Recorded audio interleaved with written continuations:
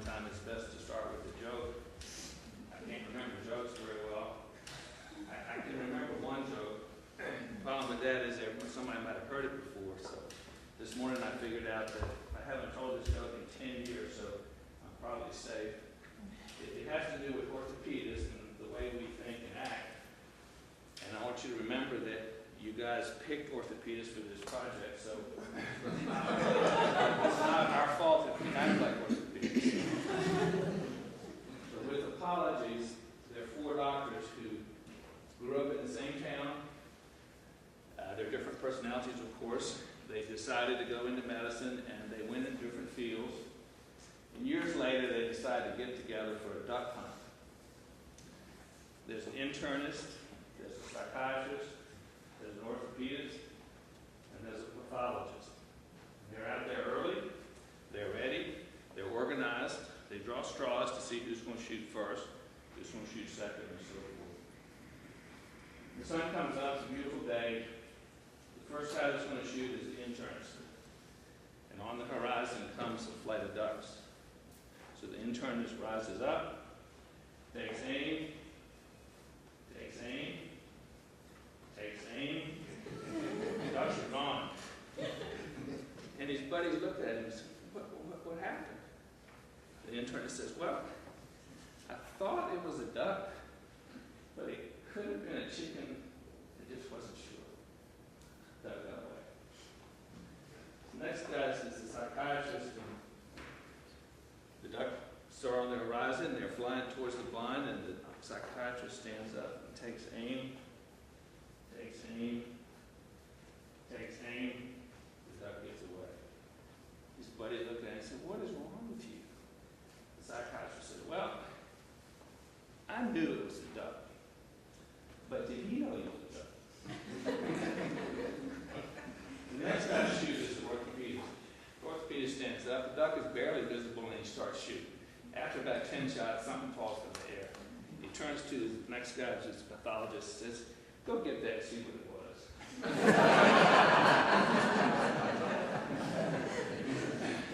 So, I'm an orthopedist. My project is off the ground and running, but early in the process, and I don't really have enough data to focus on that this morning, so I'm going to talk about the process that we went through this year and try to give you a sense of it. And I need to tell you a little bit about myself, because I want you to think about this question. Is it helpful for somebody my age who's been through what I will show you in a second I've been through in my practice years to do a course like this? Is there value in it? Does it change me? Does it make me do anything different?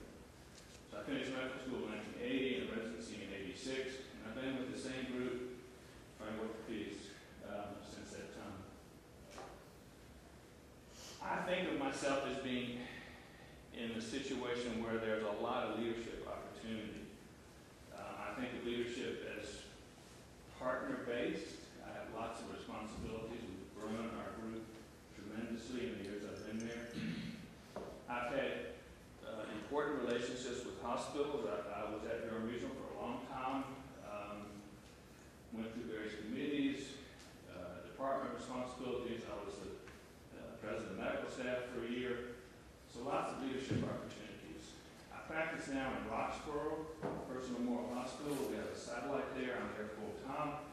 And I'm involved in a lot of leadership opportunities there, including being chief of staff. So lots of situations where I'm considered a leader. As you can imagine, having been in private practice for 26 years, I have learned a lot about the business side of medical practice that you don't learn in medical school. How do you schedule your patients? How do you do billing collections? How do you brand? How do you market or brand your practice? We developed lots of ancillary income mechanisms, even to the point where we are part owners of a specialty hospital. So we have done a lot to learn about the practice of medicine from a business standpoint. If you ask me ahead of time, what have you done for quality improvement? What have you done for performance improvement? I would think about things like how efficient I become in the OR. You get good at stuff that you've done for a long time. I would think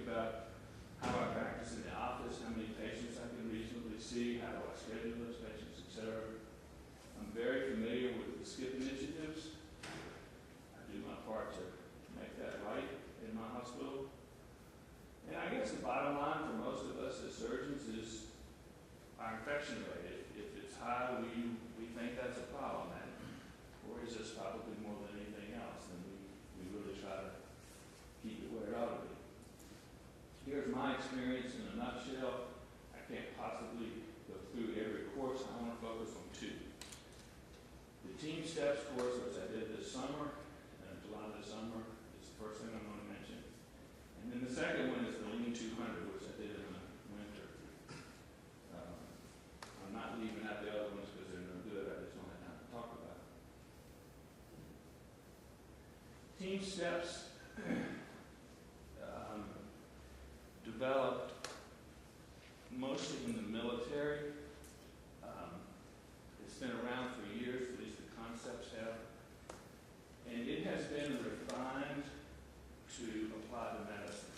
I want you to remember that the people teaching these courses are not teaching this course to doctors and then turn around teaching it to another group and then turn around. These people are really focused on the medical world, and they live this stuff. So they're the folks that come into hospitals and teach the members, the staff, the administrative staff, and so forth at the hospital, how do you be a team? What does it take to be a team?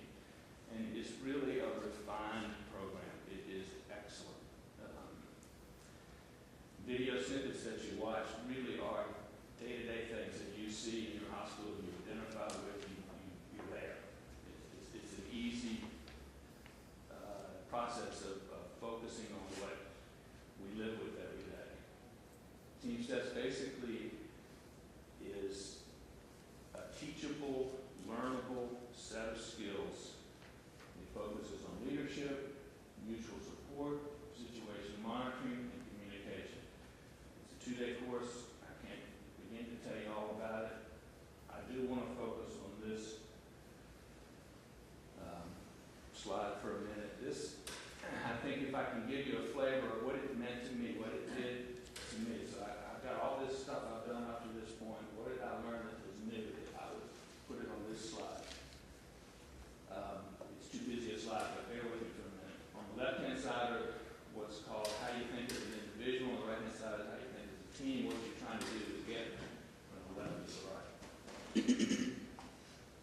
And what I came away from this course with is, even though I've done this stuff for a long time, I still live on the left side of this slide a lot. And I think a lot of doctors do. And I think it's because it's the clinical skills that you're supposed to be good at in medicine. It takes a long time to earn it. You're very proud of it when you get it. You defend it. You build it. You refine it. It's yours. And that's what you think you bring to the table.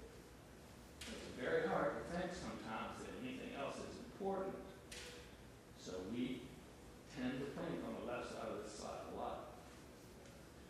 If we want to get better, we think about how do I get better.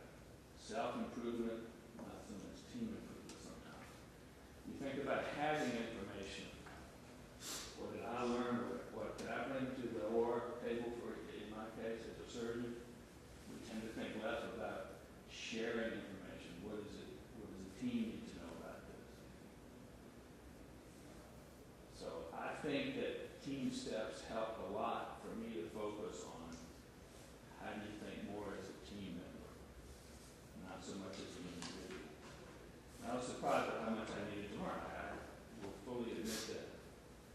The other program that I want to talk about this morning is the Lean 200. This came out of the automotive industry primarily. As I understand it, Toyota was a big piece of this. And it's basically looking at the whole process. What works, what doesn't work, how do you figure that out? How do you correct it? Who has the power to correct it? And it really focuses on changing the way people think and what is valued, and that's how you change, how you behave differently. This process is often referred to as PDCA or PDSA. It's a very well-developed program that, again, has focused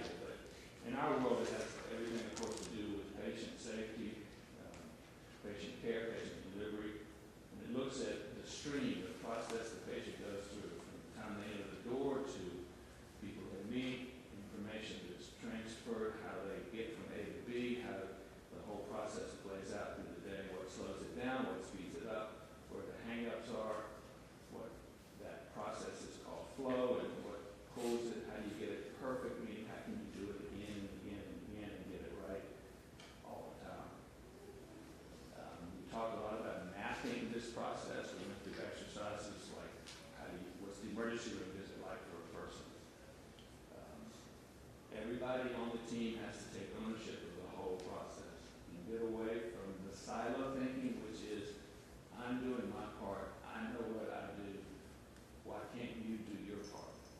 As opposed to realizing that we're all in this together and we've really got to make the thing work for the patient. We talked a lot about how you try to solve a problem. I think before we went to this course, I would start with step 0, identify the problem. I got that part. I would jump down to step 5, let's have a plan. Then I would go to step 9, let's make the plan work, and then we'll see what we got. And it's a lot more complicated than that, and figuring out why things don't work, why things need to be changed, what, you know, they talk about the 5 whys. You ask the first why, but that's going to lead to another question, lead to another question. My recommendation to the board and to those of you in the room is that this experience is valuable. I think it should be continued. I would love to see it expanded. 2 recommendations I would make. The first is, I think the course order matters. In other words, what course you take first, what you take second, and so forth is important. I think team steps ought to be first, if that's feasible. And then I think the Lean 200 ought to be second. And then the reliability is probably third, fourth. The just culture I haven't done yet. That's next month. But I think team steps and Lean 200 are really the core of it, and ought to come early. And then I think there's tremendous value in doing it as a team. This is not an opportunity that I had, but I think if you can identify in your hospital the key folks that are going to be working on this project and do it as a team, so everybody does it together. I'm not able to tell you how to pay for all that, but if you had 3 or 4 people that did it as a team, it really probably carries more weight. So that would be a recommendation on that. And then I will finish this one very briefly to tell you about my project. It's a performance improvement. I mean, it's a best practice sort of project.